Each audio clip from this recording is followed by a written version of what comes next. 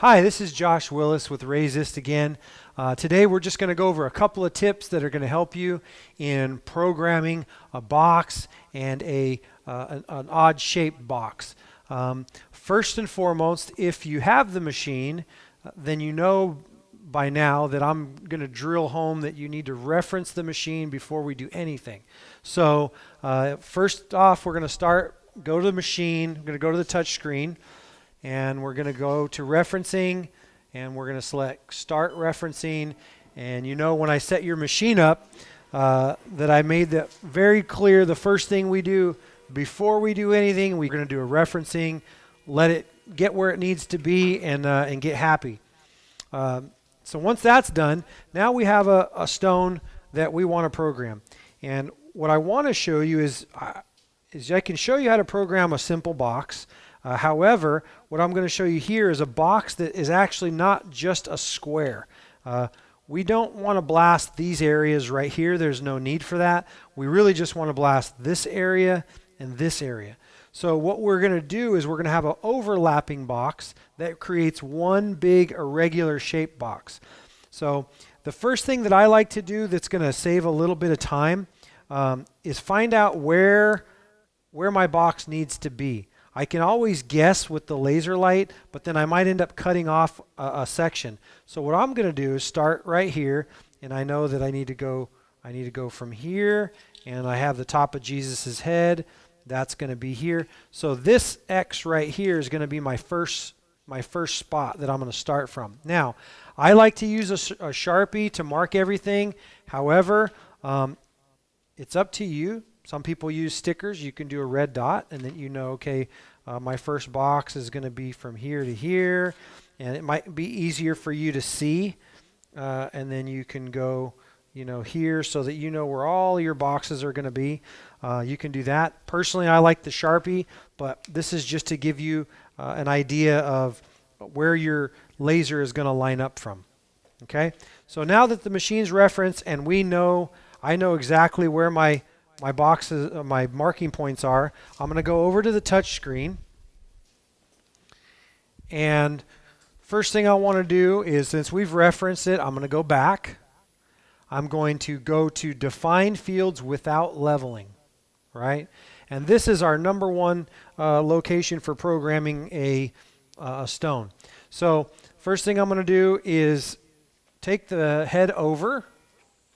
I'm going to bring that light, slow it down a little bit, and bring it over to my first point.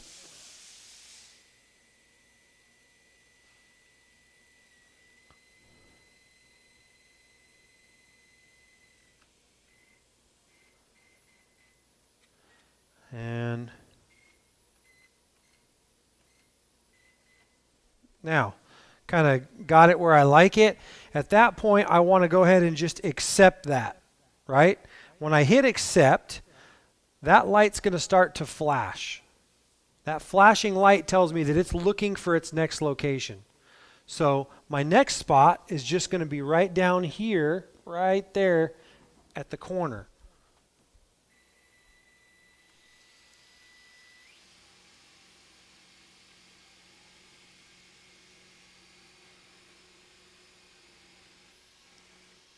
Now, I want this to be one solid box. So in order to do that, if I hit accept again, okay, that's going to be one field. So that Jesus would be in one field. However, I want this one box to continue on to be one solid box rather than two separates.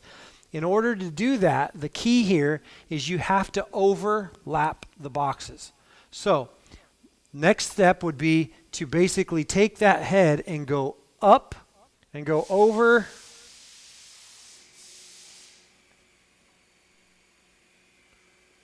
So I'm overlapping the box that I just made. Now, before I hit accept, I want to make sure I do not go to another field. So what I'm going to do is go ahead and accept that. That light's going to start flashing again. Now keep in mind, as long as I don't change from field 1 to field 2, this is going to be one box. Going to go down. Make sure that's covered.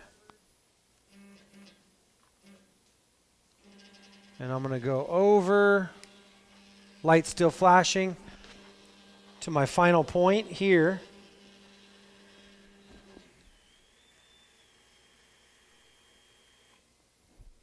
I'm going to accept that.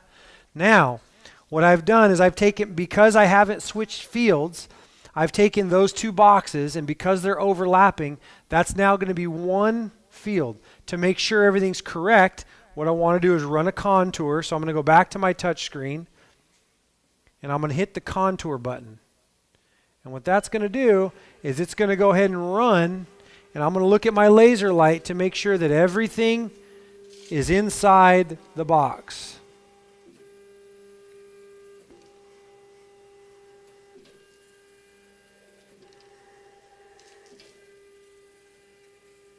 Perfect.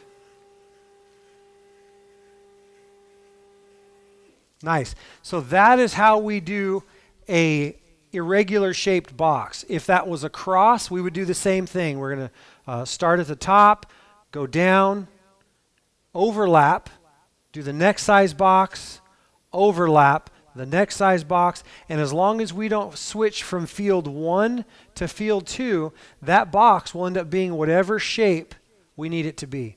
So again, whether you use a Sharpie or stickers or you try to go for memory, those are just a quick little tip to creating a irregular shaped box in one field. Once again, Josh Willis with Razist. If you have any questions, we'd be glad to help you. Website is www.razist.com. 1-800-729-9478 is our toll-free number. And again, you can email us anytime at info@razist.com.